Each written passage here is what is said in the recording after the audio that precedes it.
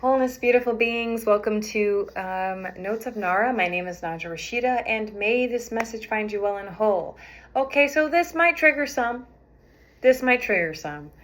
Um, there are some comments that I've recently received, and that it made me scratch my scalp. I don't get them very often, but I don't leave them up because the frequency in them isn't very beneficial for people coming who want to check out my work and my messages up here. I just thought it was really bizarre, so I blocked it.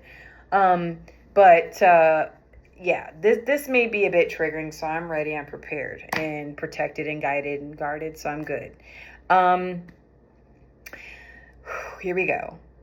We can't blame our mommies, daddies, bullies, or haters anymore. Disclaimer. In no way, shape, or form am I excusing toxic, evil behavior or acts done to you, done to myself, done to anybody, okay? Not at all. I don't excuse that. So I just wanted to make sure, because, and I say this from personal experience and working with people. From my youngest person I've ever worked with in the medical field was, I think, 12 or 13, and my oldest person I ever worked with in public was a 106-year-old woman. And now I work back, and I work in education, and so I work with kids from all ages. I've nannied. I have experience with people, with human beings. And in my personal opinion, especially with bullying, I know how deadly that can be and where it can lead to. I've seen childhood bullying. I've witnessed adult bullying. So I'm aware of how dangerous it can be when it comes to that. But yes, we can't blame our mommies, daddies, bullies, or haters anymore. This is very triggering for the internal victim archetype that we all carry, according to Carol Miss. We carry groups of archetypes, but there's a basic four archetypes that all human beings have, and victim is one of them. So the victim in you, if you're listening to this message, because we all have it, okay? The victim, in you is probably like, oh, what? How dare you? Right? How dare you say that it's not their fault? How dare you? No. This message is to empower. It is to trigger something in you, to remind you of the internal power that we hold. A lot of the time when we feel wronged by someone, we often want immediate judgment. We want justice. We want them to feel the shame that we've felt, which is understandable. I have compassion for that. Deep understanding for that. I can relate to that as an empath, a deeply hypersensitive person. I get it. But one thing, as someone who, is very much aware of the victimhood mentality that I have within myself, right? I can say that if you don't allow the victim archetype in you, right, to fully integrate, it's going to be your biggest block. It's going to be an enormous block for you, especially if you're one that is, all about co-creating your life and building things and, getting really involved in the gift of living. It's very hard to hear, but holding your victim accountable, your internal victim accountable for the self, accountable for itself. Accountable is, I believe, a powerful key to freedom.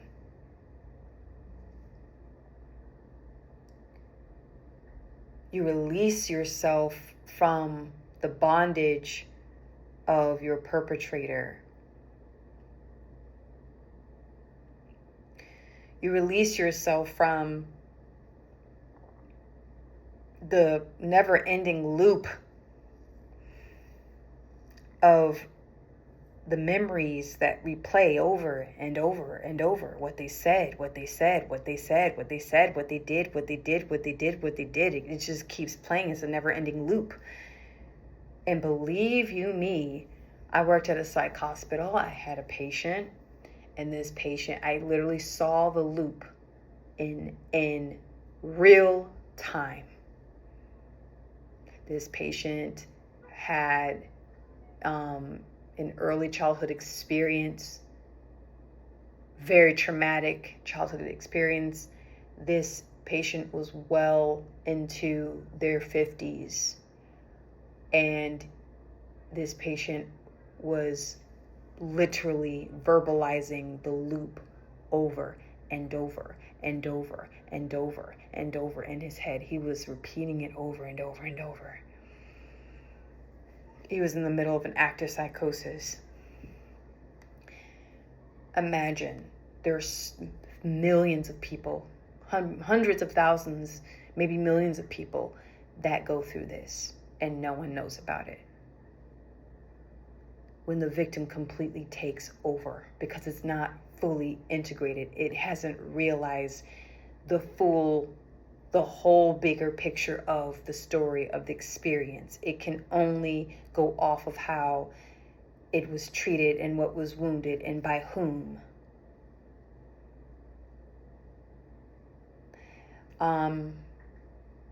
You have to allow yourself to mourn. And I think the biggest missing link is how to do that. How can we allow the internal victim to mourn in the most healthy, balanced way, where it feels safe, it feels heard, it feels seen.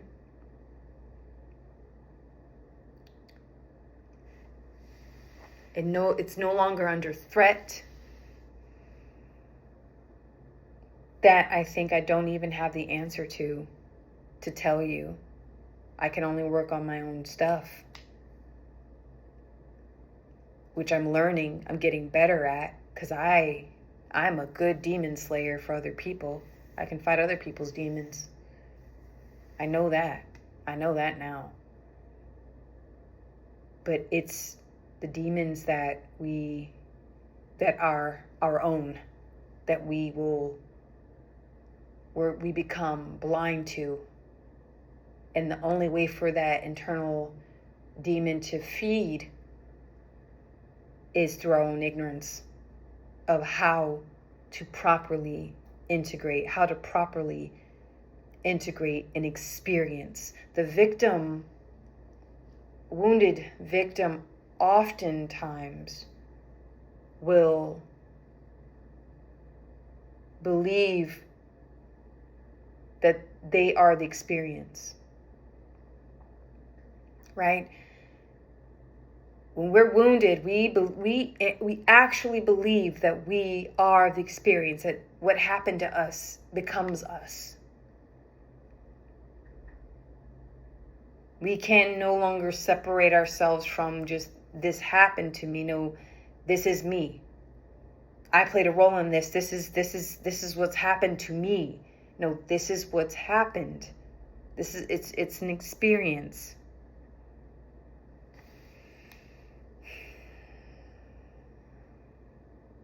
It's very deep. Very, very deep. I was 26 years old when I decided, when it shifted, that I no longer would look at my parents as like, oh, look, they screwed me over, Oh, look. They can no longer be responsible for my internal victim. How can you, like, I can't hold them accountable for the stuff that they've done. I can only hold myself accountable for how I deal with it. You can only hold yourself accountable for how you conduct yourself moving forward.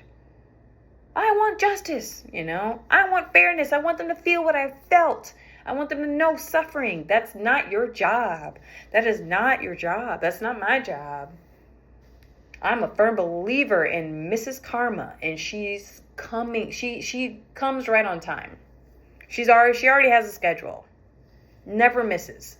Not by a nanosecond.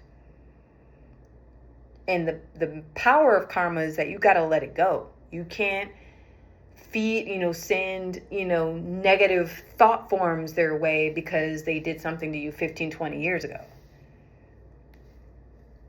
Or 2 months ago. Or 2 hours ago. Very easy for me to say this. I know.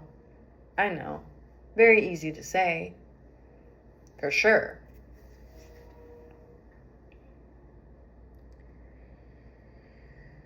But you cannot blame the mommy and the daddy for your issues that you have as an adult. Like that. And let me tell you, if you can't identify your mommy and daddy issues, woo. Those that run away from accountability for how crappy or shitty their lives are, or how things just don't work out in their favor, or just the lack mentality, all that goes back to many, many years ago, and they just haven't made peace with it. And,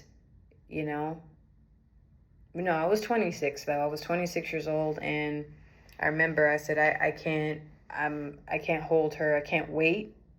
I can't hold her accountable. I can't hold him accountable. I can't beg. I can't, wait for an apology. Wait. Expect.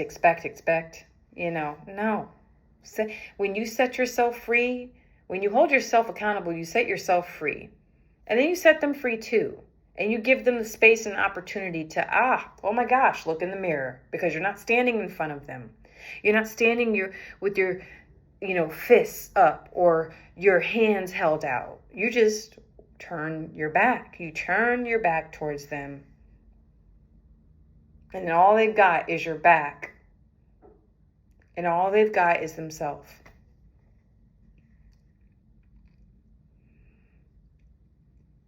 Easier said than done when you're wronged over and over and over again. And when it's a similar circumstance that just seems to keep repeating itself over and over and over again. And then you're looking at things that, wow, I'm the common denominator. I must be the problem. Well, yeah. Because you have to be real with yourself. We all take part in the experience, whether we're victimized or whether we are the perpetrator. We all play roles in it, but we get lost in the roles that we play. We really, really do. I'm this way because my mommy did or my daddy did.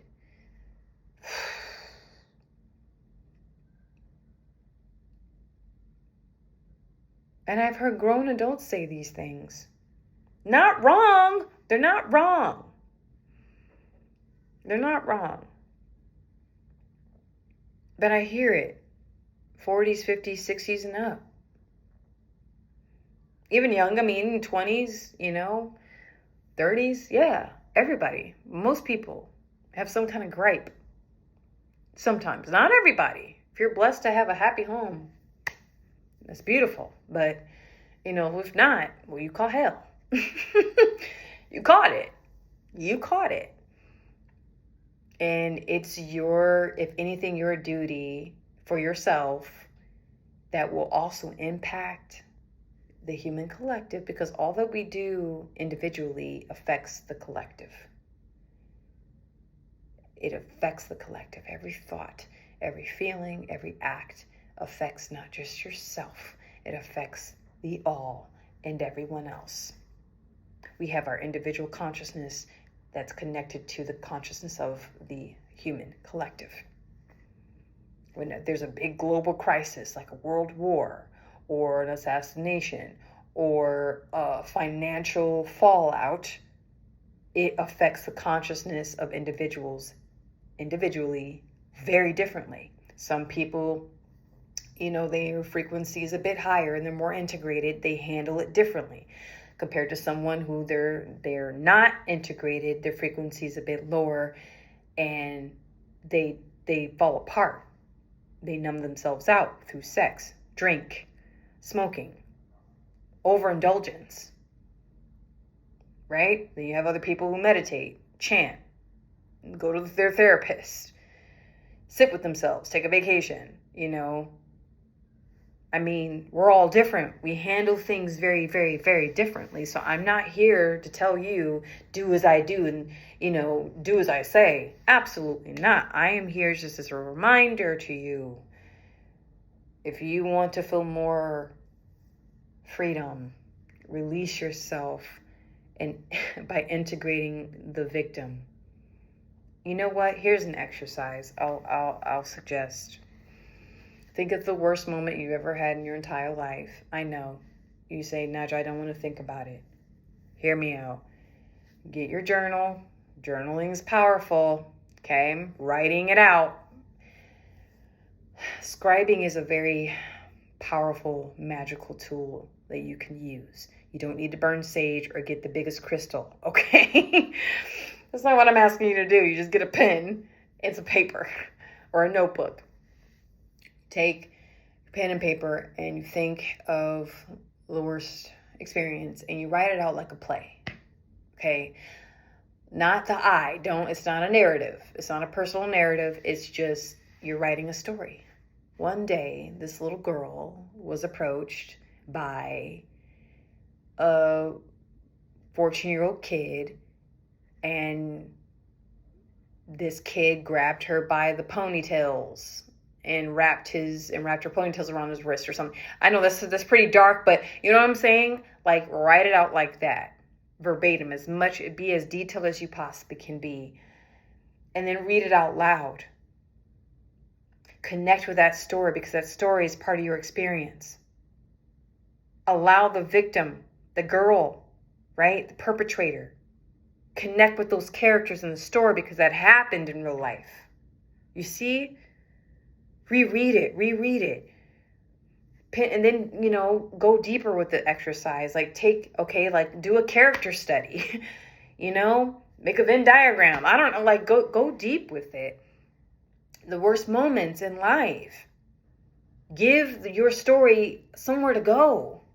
We don't allow our stories to go anywhere. That's why we like going to the movies.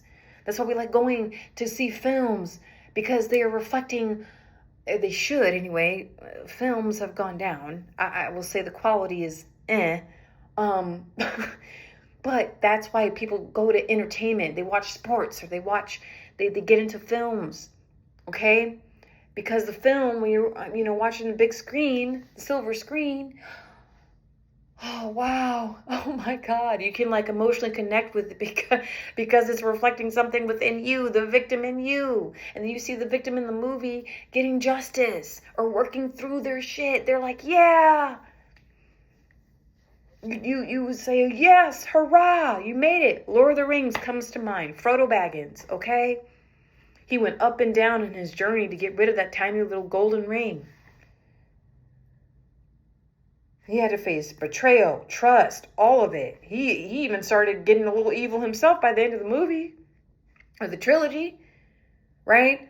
But my point is, it's like when you're able to connect and give your story a place to go, get it out of you. It's toxic. It becomes a daemon, okay? Which is part of your shadow self. I don't want to get into demonology because people often get all kinds of weird with it and they have no real idea what they're talking about and they make all these weird assumptions. I'm talking about psychology, the psychological part of our psyche, human psyche. We have this angelic, and then we have the demonic. We have the light, we have the dark. But yes, try that exercise. And yeah, if you're crying through the practice, great. If anger comes up, great. That's the victim, that you're allowing a victim to express real emotions. You're getting that crap out of you. You're not keeping it inside where it's all fragmented and jagged and amputated and distorted. No, you're allowing it to you're allowing what has fallen apart to come back together. You're freeing yourself. And so with that, thank you so much for tuning in. May this message find you well and whole. I appreciate you all. Let me know what you think. Let me see. Tell me if the exercise works for you. I might even try it. I'm going to try it for myself. It just came to mind. Right as I was speaking, it just was flowing through. So I'm going to try that because it will give, I guess, residual energy a place to go. Because sometimes you, especially if you're doing the work and you go to therapy and you're meditating, you're doing all the things, sometimes you just have to do just a little bit more to deal with that residual gunk that's still there. It's almost like cleaning out a chimney. The chimney's not going to be squeaky clean, ever. Right? It will be clean enough to where the smoke can go through and it's not going to cause a fire. If you go down the chute, you're still going to come out a bit gunky. And I'm just saying that's the gunk we have to take care of. That's part of the integration process. Sometimes it could take years. Yes, I popped in and out of my body several times. I'm not always fully integrated. I'm not. I'd be lying. then there are moments of clarity. There are moments where I'm on fire. I'm like, yeah. Other times I'm just like, what's happening? What's going on? I'm right with you guys when I'm just riding the wave, riding the roller coaster of life. And it's crazy out in these cosmic streets. It just is, But I will never sit here and say, yes, Nadja has the answers. No. I will not. I'm very real with that. No. Mm-mm. My truth is my truth. Your truth is your truth. If you resonate with what I'm saying, then okay, great. If not, okay, great. I don't, I'm not here to convince you. I'm here to just share. Because this is the time of sharing and caring. Good Lord. Oh, God. Yeah. All right. Thank you so much. Good night.